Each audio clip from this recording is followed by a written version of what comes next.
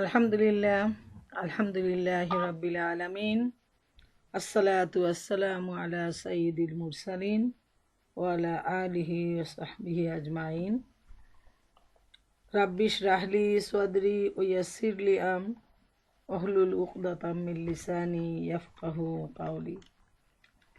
আমার এই টেলিকনফারেন্সের সম্মানিত মা ও বোনেরা, আসসালামু আলাইকুম ওয়া রাহমাতুল্লাহি ওয়া বারাকাতুহু। মহান আল্লাহ সুবহানাহু তাআলার দরবারে লক্ষ কোটি শুকরিয়া। আল্লাহ রব্বুল আলামিন আমাদেরকে নিয়মিত এই টেলিকনফারেন্সে উপস্থিত হওয়ার মাধ্যমে দিনের ইলম অর্জনের যে তৌফিক এবং সুযোগ করে দিয়েছেন, সেজন্য আমরা অন্তরের অন্তঃস্থল থেকে মহান মাবুদের দরবারে শুকরিয়া জ্ঞাপন করি আর বলি আলহামদুলিল্লাহ আলহামদুলিল্লাহ। আল্লাহ সুবহানাহু তাআলা যেন আমাদের সবাইকে আল্লাহর সন্তুষ্টির উদ্দেশ্যে ইলম অর্জনের তৌফিক দান করুন এবং আমাদের বাস্তব জীবনে আমল করার তৌফিক দিন। প্রিয় বোনেরা আমার, আজকে আমাদের আলোচনার বিষয় হলো এতিম মিসকিন প্রতীক এবং মুসলমানের প্রতি মুসলমানের পারস্পরিক হক ও অধিকার। আল্লাহ সুবহানাহু তাআলার কাছে সর্বপ্রথম সাহায্য চেয়ে নিচ্ছি, তিনি যেন আমাকে সঠিকভাবে বিষয়টা উপস্থাপন করার তৌফিক দান করেন এবং আমি সহ সমস্ত শ্রোতা বোনদের এ থেকে উপকৃত হওয়ার, বাস্তবে আমল করার তৌফিক দিন। আমরা পুরো এক মাস যাবত আল্লাহর হক, বান্দার হক, বান্দার পারস্পরিক অধিকার, এ পর্যায়ে পিতামাতার হক, সন্তানের হক, স্বামী স্ত্রীর হক, আত্মীয় স্বজনের হক, প্রতিবেশীর হক, এই নিয়ে আমরা আলোচনা প্রায় শেষ করে আসছি। তো আজকে তারই অংশ হিসাবে বাকি যারা মুসলমানের প্রতি মুসলমানের হক এবং অধিকার আর এতিম মিসকিন সমাজের দুঃস্থ মানুষ যারা রয়েছে তাদের অধিকার নিয়ে ইনশাআল্লাহ আমরা আলোচনা করব। আল্লাহ সুবহানাহু তাআলা মহাগ্রন্থ আল কুরআনে বিরাট অংশ জুড়ে মানুষের প্রতি মানুষের যে অধিকার, যে সম্পর্ক, যে দায়িত্ব, সে ব্যাপারে আমাদেরকে জোর তাগিদ দিয়েছেন। মহাগ্রন্থ আল কুরআন জুড়ে আমরা দেখি আল্লাহ তাআলা যে তাগিদটা দিয়েছেন, সেটা আমরা আজকে কুরআন থেকে আরও বিস্তারিত জানার চেষ্টা করব। যেমন সূরা বাকারার 215 নম্বর আয়াতে আল্লাহ সুবহানাহু তাআলা ইরশাদ করেন, ইয়াসআলুনাকা মাযা ইউনফিকুন কুল মা আনফাকতুম মিন খাইরিন ফালিল ওয়ালিদাইনি ওয়াল আকরাবিনা ওয়াল ইয়াতামা ওয়াল মাসাকিনি ওয়াবনিস সাবিল। লোকেরা জিজ্ঞেস করে, আমরা কি ব্যয় করব? জবাব দাও, যে অর্থই তোমরা ব্যয় করো তা নিজেদের পিতামাতা, আত্মীয় স্বজন, এতিম মিসকিন ও মুসাফিরদের জন্য ব্যয় করো। সূরা বনী ইসরাঈলের 26 নম্বর আয়াতে আল্লাহ তাআলা ইরশাদ করেন, ও আতিজাল কুরবা হাক্কাহু, এবং নিকটাত্মীয়দেরকে তার হক দাও। এখানে আমরা দেখি এই আয়াতগুলোর মধ্যে আল্লাহ সুবহানাহু তাআলা নিজেদের যে প্রথমে পিতামাতার হক, তারপরে নিকটাত্মীয়ের হক, এরপর যারা যত বেশি ঘনিষ্ঠ আত্মীয় স্বজন তাদের হক, এতিম মিসকিনের হক, এ ব্যাপারে অত্যন্ত গুরুত্ব দিয়েছেন। এবং আমরা যদি একটা হাদিস দেখি, বুখারী ও মুসলিম শরীফের হাদিস, হযরত জুবাইর ইবনে মুতঈম রাদিয়াল্লাহু তাআলা আনহু হতে বর্ণিত, রাসূলুল্লাহ সাল্লাল্লাহু আলাইহি ইসলাম বলেছেন, আত্মীয়তার সম্পর্ক ছিন্নকারী জান্নাতে প্রবেশ করবে না। তাইলে পাশাপাশি কোরআন এবং হাদিস থেকে আমাদের কাছে যেটা পরিষ্কার সেটা হলো যে আল্লাহ তাআলা বান্দার প্রতি যে হকটা আরোপ করেছেন, যার যেটুকু হক তার সেই হক আদায় করা প্রতিটি ঈমানদারের দায়িত্ব। এর মাধ্যমে পারিবারিক জীবনে যেমন শান্তি শৃঙ্খলা আসে, ঠিক তেমনি সমাজ পরিবেশেও শান্তি শৃঙ্খলা বজায় থাকে। তাই মহাগ্রন্থ আল কুরআন বারবার এ ব্যাপারে তাগিদ দিয়েছে এবং যারা আল্লাহর নির্দেশ মোতাবিক আল্লাহর হুকুম পালন করেছে তাদের ব্যাপারে মহাগ্রন্থ আল কুরআনে তাদেরকে পুরস্কার দেওয়ার ওয়াদা করেছেন আল্লাহ তাআলা। আর যারা এই দায়িত্ব পালনে সংকীর্ণতা অবলম্বন করেছে, এ দায়িত্ব পালনে কৃপণতা অবলম্বন করেছে, তাদেরকেও মহাগ্রন্থ আল কুরআন হুঁশিয়ারি দিয়েছে। তো আমরা কুরআন থেকে এই তাগিদগুলো আমরা জেনে নেওয়ার চেষ্টা করব আরও বেশি। যেমন সূরা আল বালাদে আল্লাহ সুবহানাহু তাআলা ইরশাদ করেন, আওয়াতআমুন ফি ইয়াউমিন জি মাসগাবা ইয়াতীমান যা মাকরাবা আও মিসকিনান যা মাতরাবা থুম্মা কানা মিনাল্লাযীনা আমানু ওয়া তাওয়াসাউ বিস-সাবরি ওয়া তাওয়াসাউ বিল মারহামা উলাইকা আসহাবুল মাইমানাহ।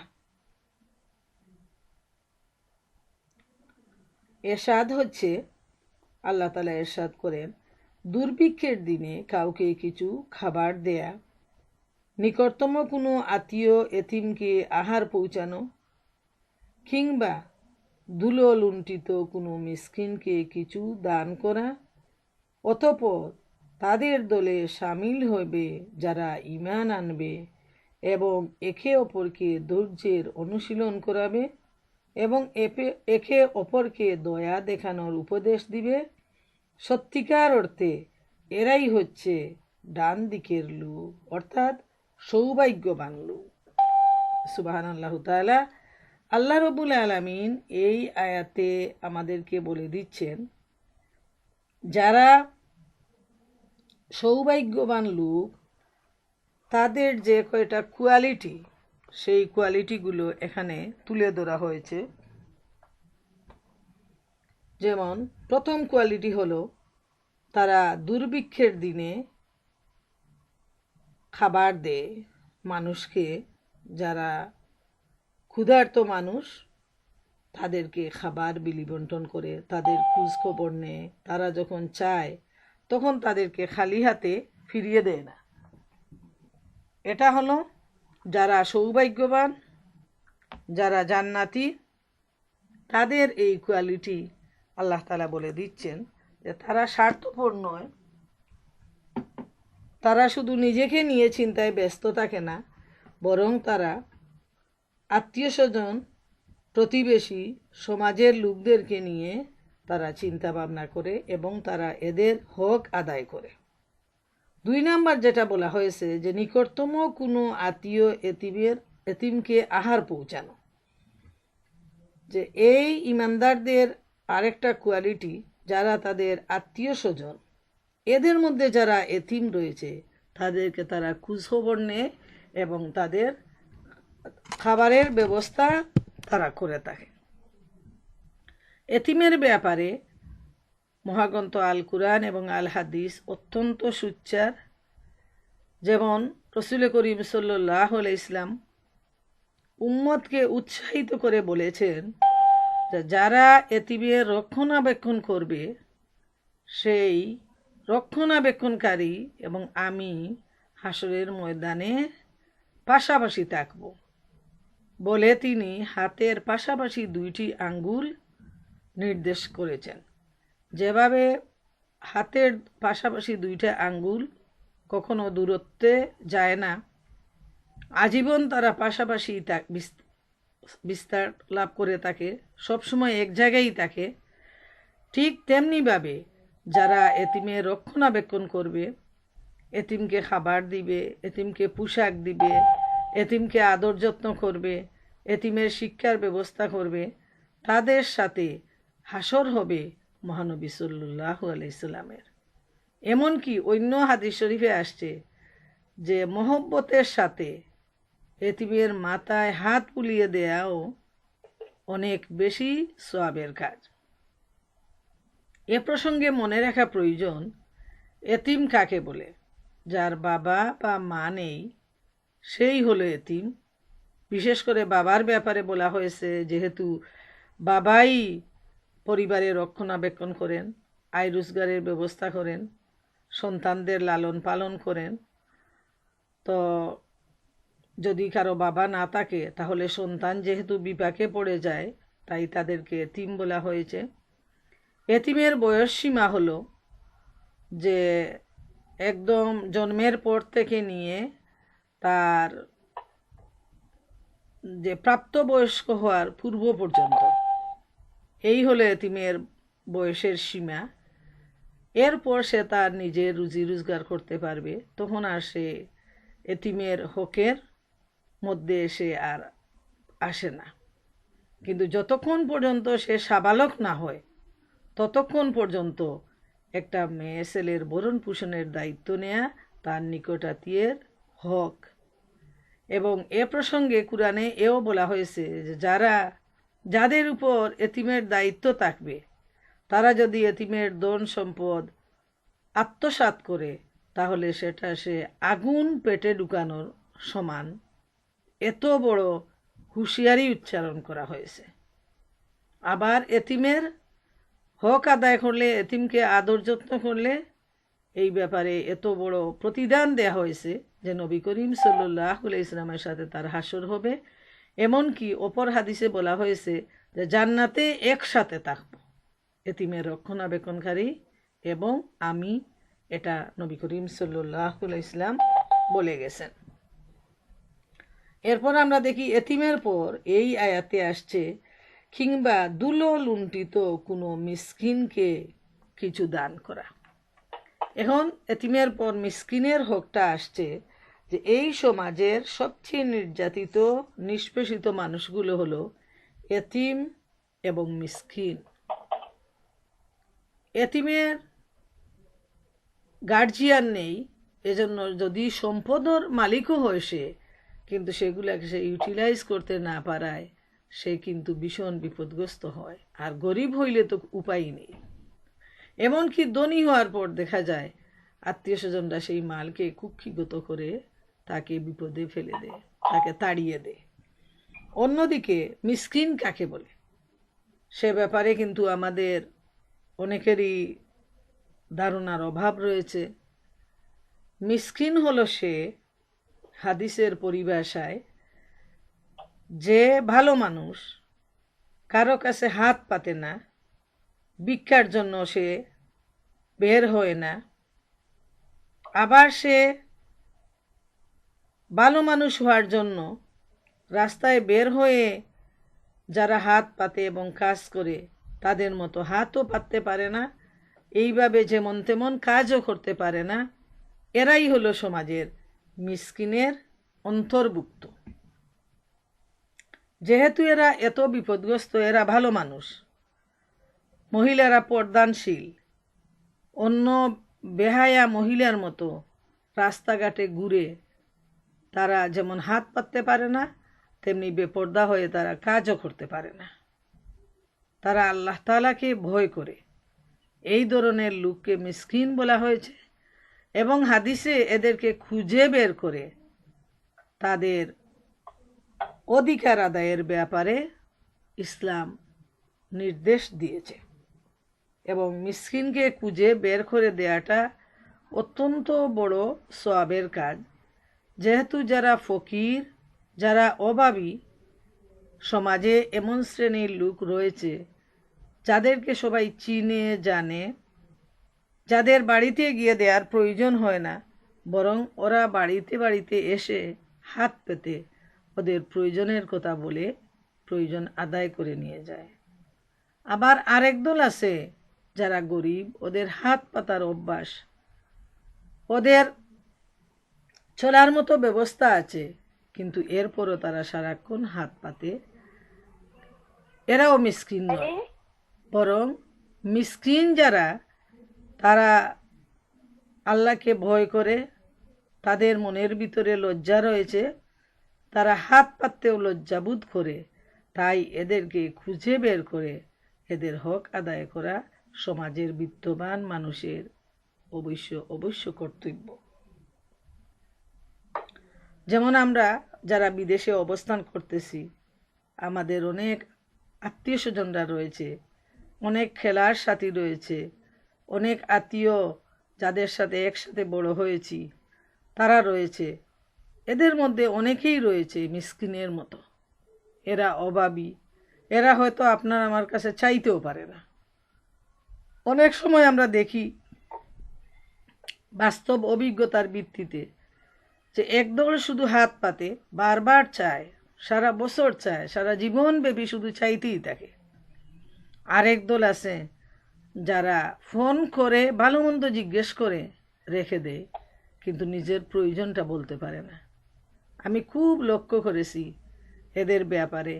আমি জানি যে তার একটা প্রয়োজন আছে, বলতেছে যে আমার ছেলের বিয়ে সামনে বা আমার মেয়ের বিয়ে, এই বলে সে কিন্তু ভালো মন্দ জিজ্ঞেস করে ফোনটা রেখে দিছে, কিন্তু তার মুখ দিয়ে এই কথাটা আসতে কষ্ট হচ্ছে যে তুমি আমাকে কিছু সাহায্য করো।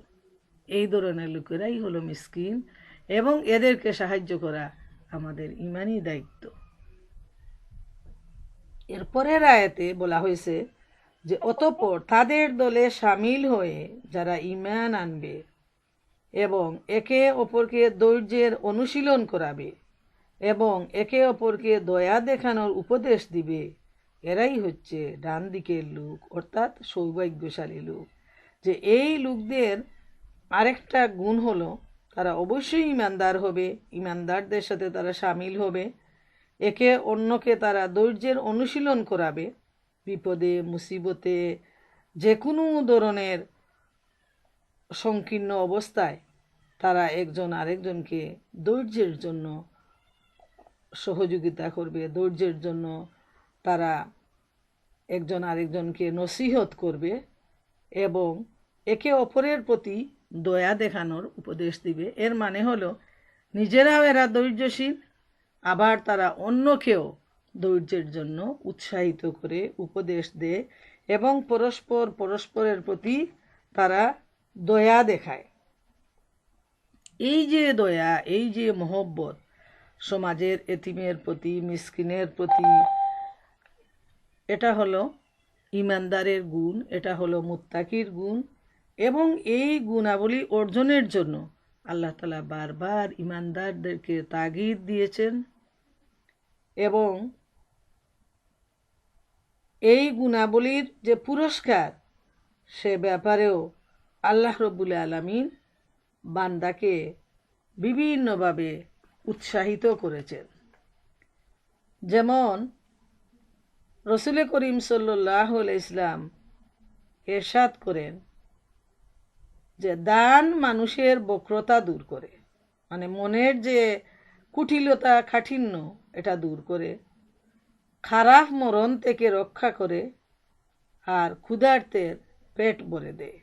এটা যাদেরা হাদিস গ্রন্থে আবু ইয়ালি থেকে আসছে যে যত বেশি মানুষকে দান করবে ততই মানুষের মনের সংকীর্ণতা দূর হবে। আর আরেকটা পুরস্কার দেয়া হয়েছে এখানে, খারাপ মরণ থেকে রক্ষা পাবে, আর তার দানের মাধ্যমে একজন ক্ষুধার্তের পেট ভরে যাবে, অর্থাৎ সে শান্তি পাবে। আরেকটা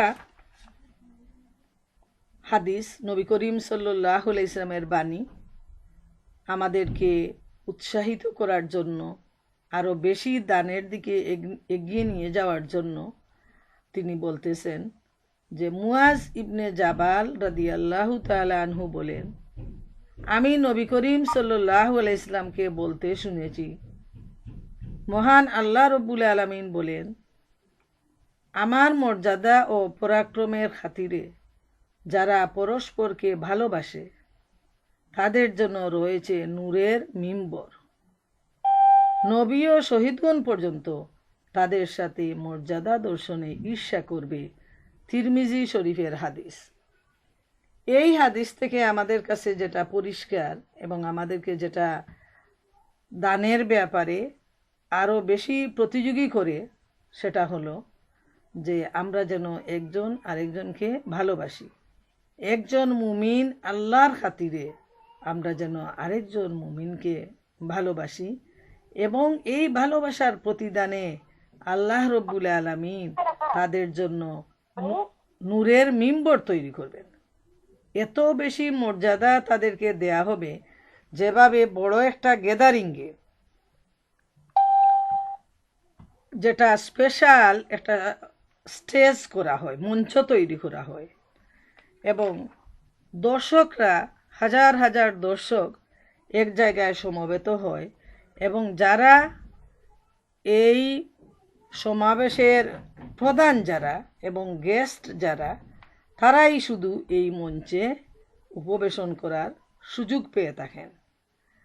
তো জান্নাতীরা সবাই জান্নাতে থাকবেন, কিন্তু বিশেষভাবে এই গুণাবলীর জন্য আল্লাহ রব্বুল আলামিন জান্নাতে একটা মিম্বর বা উঁচু স্টেজ তৈরি করবেন, যেখানে এই যারা দানশীল, যারা একজন আরেকজনকে ভালোবাসে আল্লাহর জন্য, তাদেরকে এই মর্যাদাটা আল্লাহর পক্ষ থেকে দেয়া হবে। সুবহান আল্লাহু তাআলা। মনে রাখা প্রয়োজন, দুনিয়ার এই জীবন অত্যন্ত সংক্ষিপ্ত। টাকা পয়সা যতই আমরা জমা করে রাখি না কেন, এগুলা কিন্তু আমাদের কোনো কাজে আসবে না যদি না আমরা তা আল্লাহর রাস্তায় দান করি। যেমন এ প্রসঙ্গে খুব সুন্দর বাস্তব একটা হাদিস, যে একবার উপবাস অবস্থায় রাসূল করিম সাল্লাল্লাহু আলাইহি ইসলাম ঘরে এসে হযরত আয়েশা রাদিয়াল্লাহু তাআলা আনহাকে জিজ্ঞেস করলেন যে আমি ক্ষুধার্ত, ঘরে কোনো খাবার আছে কি? তখন হযরত আয়েশা রাদিয়াল্লাহু তাআলা আনহা জবাব দিলেন, ইয়া রাসূলুল্লাহ সাল্লাল্লাহু আলাইহি ইসলাম, একটি রান ছাড়া আর তো কিছুই নেই। তখন নবী করিম সাল্লাল্লাহু আলাইহি ইসলাম জবাব বললেন, হে আয়েশা, একটি রান ছাড়া তো আর সবই জমা রয়ে গেছে। এর মানে হলো, তুমি আল্লাহর রাস্তায় যা দান করেছো সবই তোমার জন্য, তোমার আমলনামায় জমা রয়ে গেল, শুধু এই রানটা ছাড়া যেটা তুমি তোমার নিজের জন্য রেখেছ। সুবহান আল্লাহ। এত সুন্দর বিজ্ঞানসম্মত উপদেশগুলো আল্লাহ রসুল সাল্লাল্লাহু আলাইহি ইসলাম উম্মতের জন্য রেখে গিয়েছেন, যে মানুষ যা আল্লাহর রাস্তায় বিলিয়ে দেয় সেটাই হলো তার আসল সম্পদ, সেটাই তার আখিরাতের ব্যাংক অ্যাকাউন্টে জমা থাকবে। এবং নিজে যা খরচ করে যাবে সেটা তো সে খেয়ে ফেললো, পরে ব্যবহার করে পুরনো হয়ে গেল, নষ্ট হয়ে গেল, সেটা এই দুনিয়ায় শেষ হয়ে গেল। আর যদি কেউ দুনিয়ার ব্যাংকে জমা রাখে, আল্লাহর রাস্তায় ব্যয় না করে, তাহলে ওটা না তার কাজে আসলো দুনিয়ার জীবনে, না সে আখিরাতে সঞ্চয় করতে পারলো, সে তখন উভয় জীবনের জন্যই সে গরিব হয়ে গেল। দুনিয়ায় সে কৃপণতার জন্য ধন জমা রাখলো, আরাম আয়েশ করে খাওয়া পড়া করলো না। অন্যকে দেয়া তো দূরের কথা, মিসকিনের হোক আদায়, এতিমের হোক আদায়, প্রতিবেশীর হোক আদায়, আত্মীয়ের হোক আদায়, এগুলা তো হলোই না, পরন্তু নিজের হকও আদায় করতে পারল না এবং উভয় জাহানে সে বঞ্চিত রয়ে গেল। তাই প্রিয় মা বোনেরা আমার, এ ব্যাপারে আমাদের মনে রাখা প্রয়োজন যে নবী করিম সাল্লাল্লাহু আলাইহি ইসলাম সূরা আদ দুহায় নবী করিম সাল্লাল্লাহু আলাইহি ইসলামকে উপদেশ দিয়ে সূরা আদ দুহায় আল্লাহ রাব্বুল আলামিন ইরশাদ করেন, ফাআম্মাল ইয়াতীমা ফালা তাকহার ওয়া আম্মা সাইলা ফালা তানহার ওয়া আম্মা বিনি'মাতি রাব্বিকা ফাহাদ্দিস। অতএব তুমি কখনো এতিমদের উপর জুলুম করো না, কোনো প্রার্থীকে কোনো সময় ধমক দিও না, তুমি তোমার মালিকের অনুগ্রহ সমূহ বর্ণনা করে যাও। সুবহানাল্লাহ।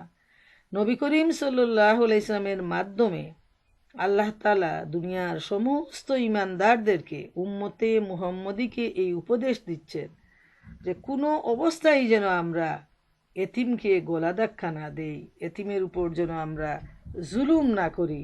এটা হলো সবচেয়ে বড় অন্যায়। এতিমের উপর জুলুম করাটা সবচেয়ে বড় ধরনের অন্যায়।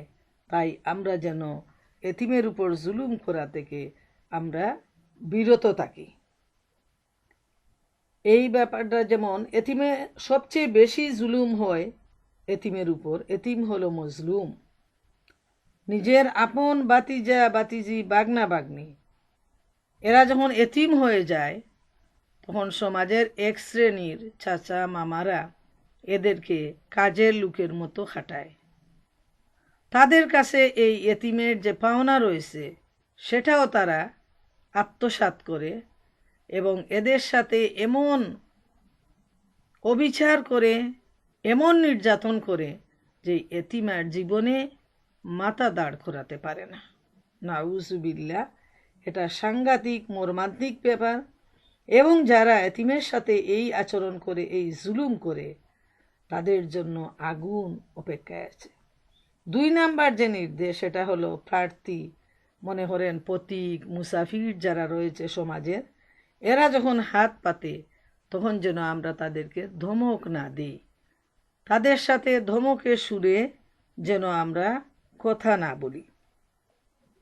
যেহেতু প্রার্থী যখন হাত পাতে তখন নিয়ম হলো যার কাছে হাত পাতা হয়, অল্প হোক বেশি হোক, যা তার সামর্থ্যে কুলায় খুশি মনে যেন সে প্রার্থীকে দিয়ে বিদায় করে।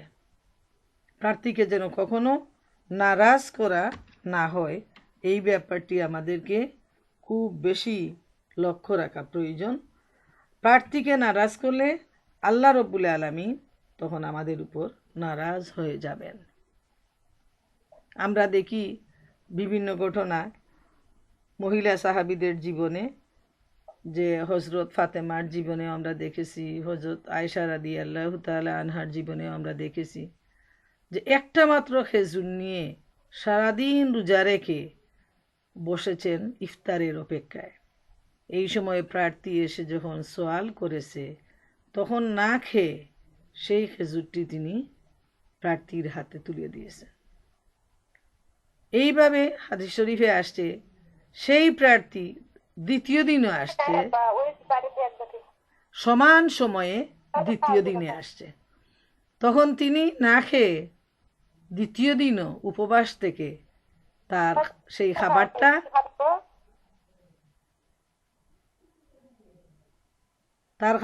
তিনি প্রার্থীর হাতে তুলে দিয়েছেন। তো আমরা দেখি যে প্রার্থীকে তিরস্কার করা কোনো অবস্থায় আমাদের জন্য উচিত নয়। আমরা যেন যদি কিছু না থাকে তাহলে যেন সুন্দরভাবে হাসি মুখে কথা বলে তাকে আমরা বিদায় করি। বারবার যখন ফোন আসে, ফজরের সময় দেখা যায় যে বিদেশিরা ঘুমাতে পারেন না, রাত 2টা 2:30 বাজে, ওরা সময় হিসাব করে না, হঠাৎ করে বেল বেজে উঠলো, টেলিফোনে রিং বেজে উঠলো, বুকটা দুক দুক করে উঠলো, আসলেই মনটা খুব বিরক্তি হয়।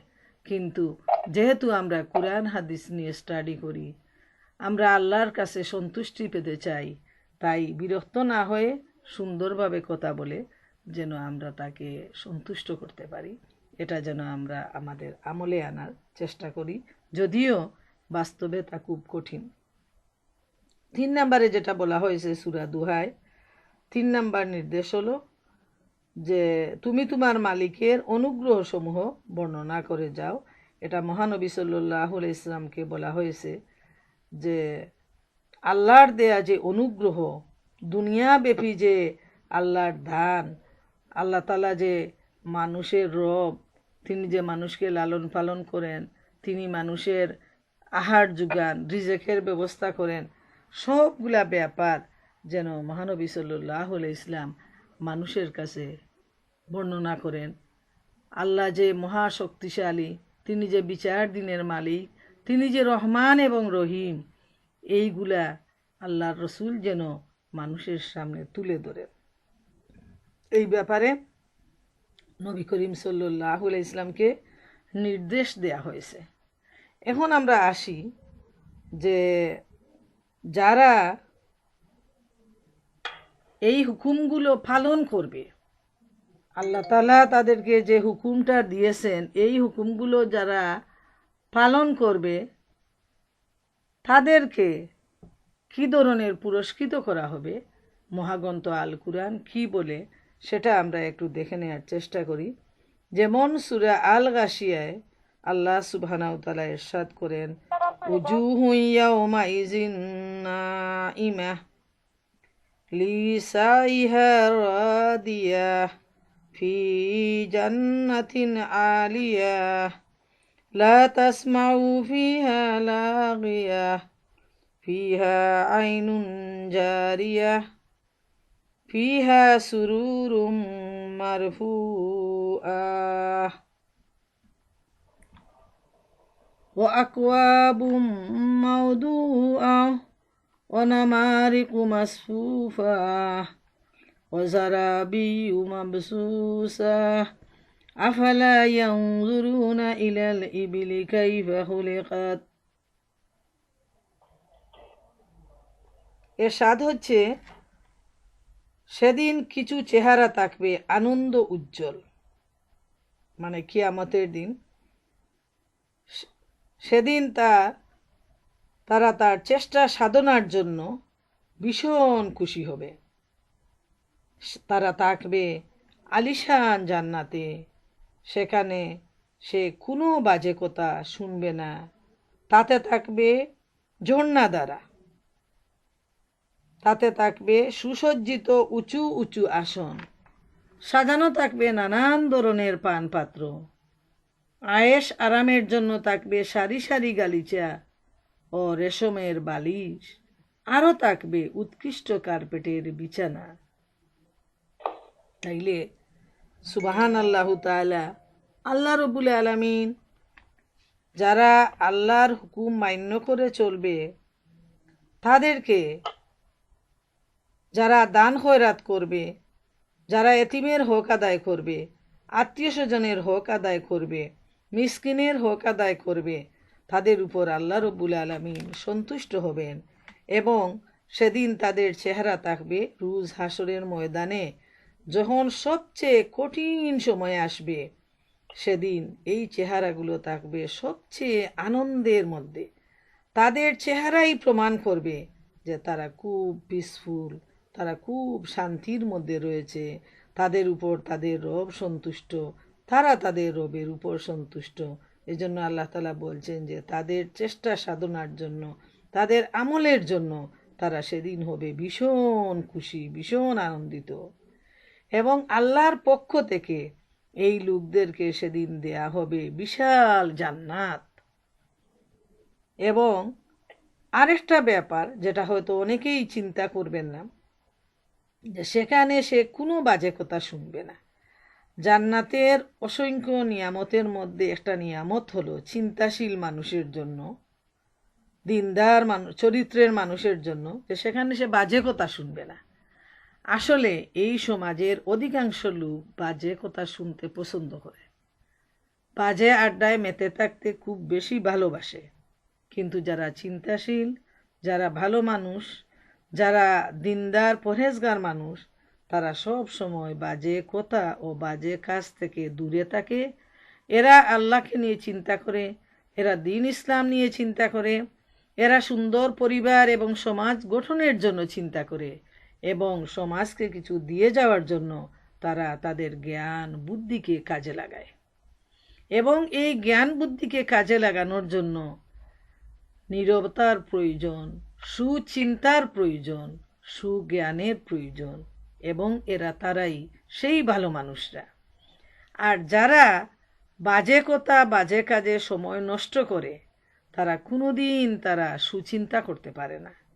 তাদের মন মাথা মগজ সব সময় কুচিন্তায় ভরে থাকে। পরনিন্দা, বিশৃঙ্খলা, বাজে কথা, হিংসা, বিদ্বেষ, অন্যায়, পরশ্রীকাতরতা, এইগুলো নিয়েই তাদের আলাপ আলোচনা এবং তাদের মানসিক শান্তি। তাই আল্লাহ তাআলা জান্নাতের বিবরণ দিতে গিয়ে তিনি এই কথাটিও বারবার সেই শান্তিপ্রিয় মানুষগুলোকে জানিয়ে দেন যে এই দুনিয়ার জীবনে তোমরা শান্তি কামনা করেছ, কিন্তু এই দুনিয়ায় তো সেই শান্তি নেই। তুমি যতই দূরে থাকার চেষ্টা করো বাজে আড্ডা থেকে, বাজে কাজ থেকে, কিন্তু এই সমাজ তোমাকে এই শান্তিতে বসবাস করতে দিবে না। সমাজ তোমাকে কোনো না কোনোভাবে ঘিরে নিয়ে এই বিশৃঙ্খলার মধ্যে, অন্যায়ের মধ্যে, অবিচারের মধ্যে লিপ্ত করার চেষ্টা করবে। যেহেতু তুমি সামাজিক জীব, তুমি কখনো একা বসবাস করতে পারো না, তাই অনায়াসে মনের অজান্তে দেখা যায় আমরা বাজে কাজে জড়িয়ে পড়ি, বাজে কথায় জড়িয়ে পড়ি। তাই আল্লাহ তাআলা এই ধরনের মন মানসিকতার লোকদেরকে আগেভাগেই জানিয়ে দিচ্ছেন তোমাদের চিন্তার কোনো কারণ নেই। যে শান্তি তোমরা চাইতেছ সেই শান্তি রয়েছে জান্নাতে, এবং সেখানে তোমরা কোনো বাজে কথা শুনবে না। তোমরা সেখানে খুব নিশ্চিন্তে আরামে আয়েসে পাক পবিত্রতার মধ্যে তোমাদের দিন অতিবাহিত করবে। তারপর যে গিফটটা দেয়া হবে সেটা হলো যে সেই জান্নাতে ঝর্ণা দ্বারা বয়ে চলবে, যেটা মানুষের কাছে সবচেয়ে বেশি পছন্দনীয়। যেখানেই ঝর্ণা আছে সেখানেই পাখিরা বাসা বাঁধে, পাখিরা উড়াউড়ি করে। মানুষজন সেখানে তার মনের শান্তির জন্য সেই জায়গায় ছুটে যায় একটুখানি সময় নিশ্চিন্তে নিরাপত্তায় মনের আয়েসে সেই দৃশ্য অবলোকনের জন্য। আর স্থায়ীভাবে আল্লাহ তাআলা তার জান্নাতি বান্দাদেরকে ঝর্ণা দ্বারা বইয়ে দিবেন, যেন সে আলিশান জান্নাতে বসে সুন্দর গালিচায় বসে, যেমন বলা হয়েছে পরের আয়াতে, তাতে থাকবে সুসজ্জিত উঁচু উঁচু আসন। এই আসনে বসে সে এই সুন্দর দৃশ্যগুলো উপভোগ করবে। সুবহানাল্লাহ। এরপর শুধু তাই নয়, সেখানে নানা ধরনের পান পাত্র থাকবে, চা থাকবে, কফি থাকবে, দুধ থাকবে, মধু থাকবে, সুরা থাকবে, এইভাবে বিভিন্ন ধরনের জুস থাকবে। যেমন তার একটা দুনিয়ার জীবনে মানে খুব ছোট্ট একটা দৃষ্টান্ত দেয়া যায়। যখন আপনি 5 স্টার হোটেলে যাবেন, যেমন আমরা এমনিতে তো আমাদের যাওয়া হয় না, হজ উমরা এইগুলোতে যখন যাওয়া হয়, তো যদি 5 স্টার হোটেলে থাকেন তখন দেখবেন আপনি যখন সকালের নাস্তা খেতে যাবেন, কম হইলেও 30-40 বা তারও অধিক খাবার পরিবেশন করা হবে আপনার সামনে। পানীয় যে কত ধরনের জুস, কত মানে দুধ, চা, কফি, মানে ভ্যারাইটিস থাকবে। তারপর কত ধরনের যে নাস্তা আপনাকে দেয়া হবে, যে তার অর্ধেকও আপনি টেস্ট করে দেখতে পারবেন না। আপনার এই ক্ষুদ্র যে পেটের সীমানা আছে এর মধ্যে এর বেশি জায়গা করা যাবে না, কিন্তু দেখেই মনটা ভরে যাবে। এত সুন্দরভাবে সাজানো, এত মজাদার খাবার। আল্লাহ সুবহানাহু তাআলার মেহমান হয়ে যারা জান্নাতে যাবে তাদেরকে আল্লাহ কত ধরনের পানপাত্র দিবেন সেটা বর্ণনা করে শেষ করা যাবে না। তারপরও রয়েছে আরও বাকি। আরাম আয়েশের জন্য থাকবে সারি সারি গালিচা ও রেশমের বালিশ। যে উঁচু উঁচু আসন থাকবে সেখানে থাকবে খুব সুন্দর গালিচা আর রেশমের বালিশ। আরও থাকবে উৎকৃষ্ট কার্পেটের বিছানা, খুব সুন্দর, খুব দামি মখমলের বিছানা, সেগুলো পাতিয়ে দেয়া হবে এই জান্নাতি লোকদের জন্য, যে তারা তাদের মনের আনন্দে সবগুলো উপভোগ করবে এবং তারা আল্লাহ সুবহানাহু তাআলার শুকরিয়া আদায় করবে। সুবহান আল্লাহ।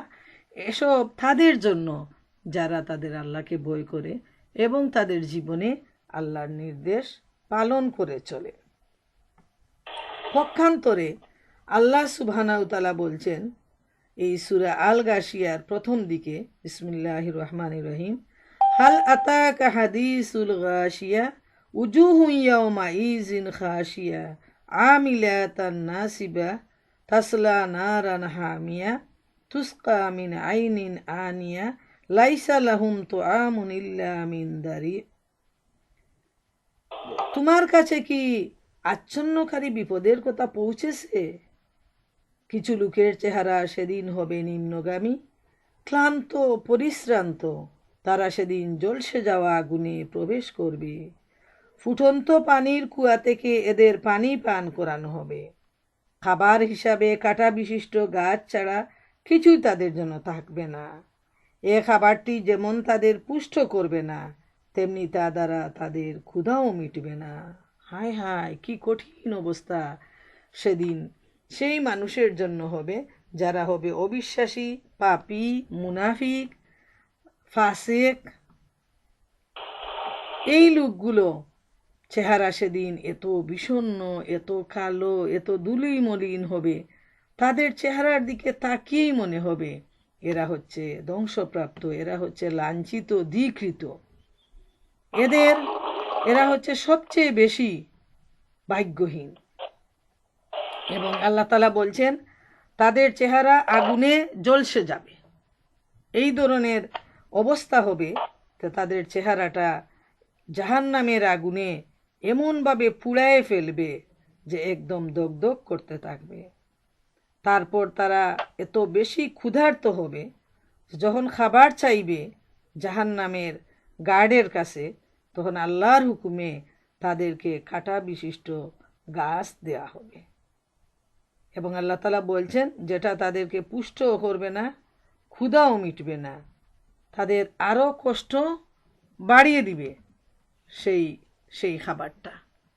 নাউজুবিল্লাহ, এটা হলো জাহান্নামীদের খাদ্য, এটা কোনো ইমানদারের নয়, এটা মুমিনের খাদ্য নয়।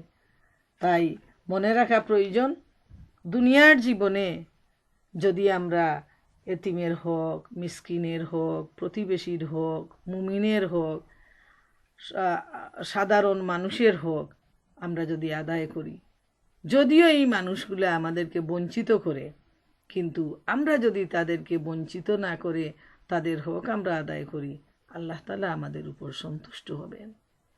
এবং মানুষের প্রতি মানুষের যে হক, আল্লাহর জন্য যে মানুষের পারস্পরিক যে ভালোবাসাটা, সেটার মর্যাদা যে কত বেশি, সেটা একটা হাদিস সামনে আনলেই সেটা আমাদের কাছে পরিষ্কার হয়ে যাবে যে বান্দার প্রতি বান্দার মহব্বত আর ভালোবাসা উদ্দেশ্য হবে আল্লাহ রব্বুল আলামিনের জন্য।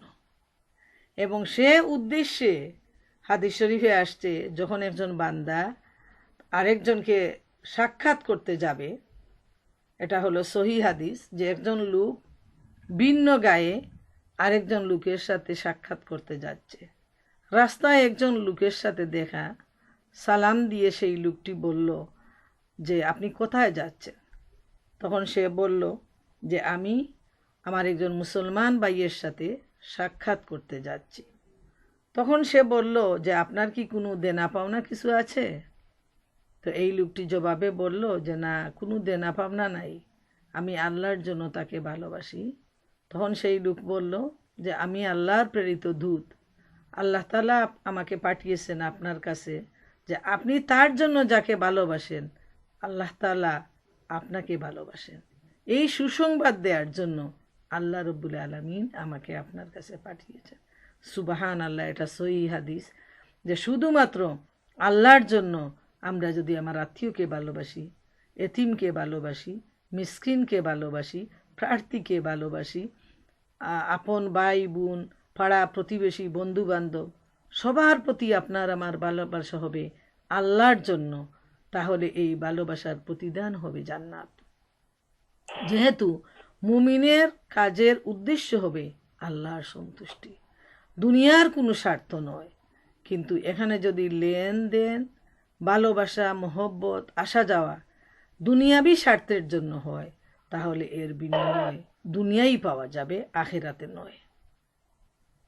যেমন আল্লাহ তাআলা মহাগ্রন্থ আল কুরআনে বলেন, ফামাই ইউরিদ সাওয়াবাদ দুনিয়া নুতিহি মিনহা ওমাই ইউরিদ সাওয়াবাল আখিরাতি নুতিহি মিনহা, যে দুনিয়ায় কিছু পাইতে চায় আমি তাকে দুনিয়াই দিব, এবং যে আখিরাতের ফসল পাইতে চায় আমি তাকে আখিরাতেই তা দান করব। সুবহানাল্লাহ। পরিষ্কার বলে দিচ্ছেন আল্লাহ তাআলা, দুনিয়ার মান সম্মান, দুনিয়ার প্রভাব প্রতিপত্তি, দুনিয়ার লিডারশিপ পাওয়ার জন্য কেউ যদি কাজ করে, ইনশাআল্লাহ তার কাজ ব্যর্থ হবে না। দুনিয়ায় আল্লাহ তাআলা তাকে লিডারশিপও দিবেন, টাকা পয়সাও দিবেন, মান সম্মানও দিবেন। আর যদি কেউ আখিরাতের জন্য চায়, তাহলে আল্লাহ তাআলা আখিরাতে তো দিবেন, আবার তিনি দুনিয়ায় তাকে দিয়ে ধন্য করবেন। যেহেতু আল্লাহ যাকে ভালোবাসেন তাকে ফেরেশতারা ভালোবাসে, ফেরেশতারা তার জন্য দোয়া করে, মুমিনরা তাকে ভালোবাসে, মুমিনরা তাকে দোয়া করে। এমনকি হাদিসে আসছে যে সমস্ত পশু পাখিরাও এই আল্লাহর প্রিয় বান্দার জন্য রহমতের দোয়া করে, কল্যাণের দোয়া করে। তাহলে আমরা এখান থেকে যে বিষয়টা আমাদের কাছে পরিষ্কার হয়ে গেল, যে আমরা যেন আল্লাহর জন্য কাউকে ভালোবাসি, আল্লাহর জন্য শত্রুতা করি, আল্লাহর জন্য দান করি, আল্লাহর জন্য দান থেকে বঞ্চিত থাকি। এবং এটাকে হাদিসের পরিভাষায় বলা হয়েছে যে যে এমন করলো সে তার ঈমানকে পরিপূর্ণ করে নিল।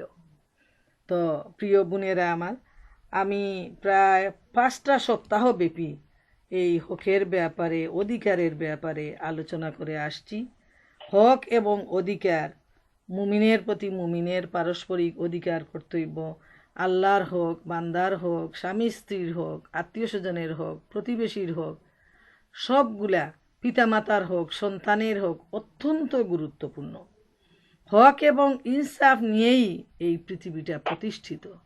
আমরা দেখি বাংলাদেশে যেমন কোর্টের মধ্যে পাল্লা, দাড়ি পাল্লার ছবি থাকে, এই আমেরিকায় দেখবেন যে কোনো কোর্টে গেলে তার সবার সামনে দাড়ি পাল্লা, মিজান, অর্থাৎ এই যে ইনসাফের পাল্লাটা এই আইন আদালতের মধ্যে ঠানানো থাকে, যে এখানে ইনসাফ প্রতিষ্ঠিত হয়। ইনসাফ এমন একটা জিনিস, হক এমন একটা জিনিস যেটা সমাজে ব্যালেন্স স্থাপন করে, পরিবারে ব্যালেন্স স্থাপন করে, স্বামী স্ত্রীর মধ্যে ভারসাম্য রক্ষা করে, সন্তান পিতামাতার মধ্যে ভারসাম্য রক্ষা করে। আমরা দেখতে পাই আজকের দিনে সবচেয়ে প্রিয় যে সম্পর্কটা পিতামাতা এবং সন্তান, এখানেও হকের মধ্যে অনেকাংশে আমরা দেখি যে ভারসাম্য প্রতিষ্ঠিত হয় না। মানুষ অনেক বেশি স্বার্থপর হয়ে গেছে। আল্লাহ থেকে দূরে সরে যাওয়ার জন্য, দ্বীনের ইলম না থাকার জন্য আজকে পিতামাতা যেমন সন্তানের প্রতি, সন্তানের হক থেকে নিজেরা বঞ্চিত হচ্ছে, তেমনি সন্তানকেও তাদের হক থেকে বঞ্চিত করা হচ্ছে। প্রায়ই দেখি, যেমন আজকে আমার ঠিকানা পত্রিকার প্রথমেই আমি দেখলাম গত সপ্তাহের পত্রিকায় যে মায়ের বয়ফ্রেন্ডের দ্বারা মেয়ে লাঞ্ছিত, ধর্ষিত। নাউজুবিল্লাহ। এই ধরনের ঘটনা ইদানিং অহরহ ঘটে যাচ্ছে। একজন মা, তার স্বামী আছে অথবা তার স্বামী নেই, কিন্তু সে তার বয়ফ্রেন্ডের মাধ্যমে তার গর্ভজাত সন্তানকে ধর্ষণ করা হচ্ছে। যে কাজ করতেছে সে তো পশু, মাকে নিয়েও রাত যাপন করে, মেয়েকে নিয়েও রাত যাপন করে। আর এই মাটা কতটুকু হিংস্র, পশুর মতো, যে সে বেবিচারে এমনভাবেই আসক্ত হয়ে গেছে যে মা মেয়ে দুইজন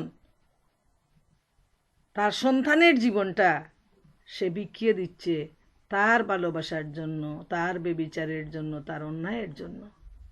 তো এজন্য ইসলামের ইলম অর্জন প্রয়োজন, তাইলে এই ধরনের বেবিচার আর নির্যাতন থেকে পরিবার এবং সমাজ মুক্ত পাবে। এবং এই ধরনের ঘটনা অহরহ আমরা অনেকেই জানি না, এবং জানার কোনো প্রয়োজনও নেই, সুযোগও নেই।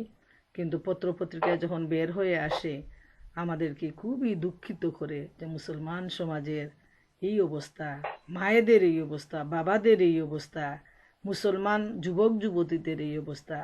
আল্লাহ সুবহানাহু তাআলা যেন আমাদেরকে এই কঠিন অবস্থা থেকে উদ্ধার করুন, এবং উদ্ধার পাওয়ার একমাত্র উপায় হলো কুরআন এবং হাদিসের জ্ঞান অর্জন, আল্লাহর ভয় অন্তরে জাগ্রত করা, আল্লাহর নির্দেশ পালন করা, আল্লাহ তাআলার কাছে সাহায্য চাওয়া।